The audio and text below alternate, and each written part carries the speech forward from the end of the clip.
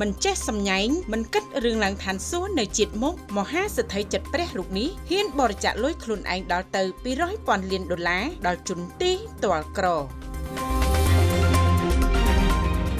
ស្របពេលប្រទេសជុំវិញពិភពលោកពិសេសអាមេរិកកាត់ផ្តាច់ជំនួយមនុស្សធម៌ទៅកាន់តំបន់ឬប្រទេសកំពុងជួបការលំបាកបែជាមហាសេដ្ឋីប្រាក់ពាន់លានលោក Bill Gates សហស្ថាបនិកក្រុមហ៊ុន Microsoft កាលពីថ្ងៃទី8 ខែឧសភាកន្លងទៅនេះបានសន្យាច្បាស់ថាខ្លួននឹងបរិច្ចាគនៅទ្រព្យសម្បត្តិទាំងអស់ពលប្រមាណជា200,000 លានដុល្លារវេចូលទៅក្នុងគណនីកញ្ចប់មូលនិធិសប្បុរសធម៌ដែលតែងតែសកម្មជួយជនក្រីក្រលំបាកក្នុងរយៈពេលយ៉ាងយូរបំផុតនៅជាង20 ឆ្នាំខាងមុខបុរសវ័យ69 ឆ្នាំរូបនេះបានលើកឡើងថាគាត់កំពុងសម្រុកផែនការបែងចែកទ្រព្យសម្បត្តិដែលខ្លួនរកបានហើយក៏នឹងត្រៀមដើម្បីបិទមូលនិធិ Gates Foundation នៅត្រឹមថ្ងៃទី31 ខែធ្នូឆ្នាំ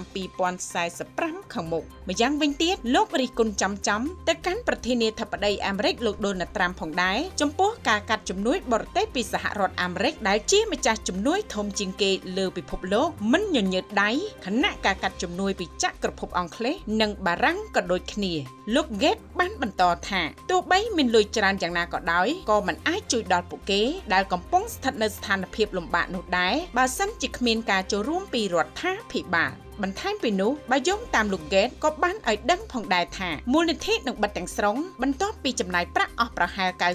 99% នៃទ្រព្យសម្បត្តិផ្ទាល់ខ្លួនរបស់គាត់រឿងដែលសំខាន់គឺចាប់តាំងពីបង្កើតមូលនិធិសប្បុរសធម៌ជាមួយអតីតភរិយារបស់ខ្លួនគឺលោកស្រី Melinda Frank Gates មកមូលនិធិបានបរិច្ចាគ100,000 លានដុល្លាររួចមកហើយដើម្បីជួយសង្គ្រោះជីវិតមនុស្សរាប់លានរាប់សែននាក់នៅជុំវិញពិភពលោក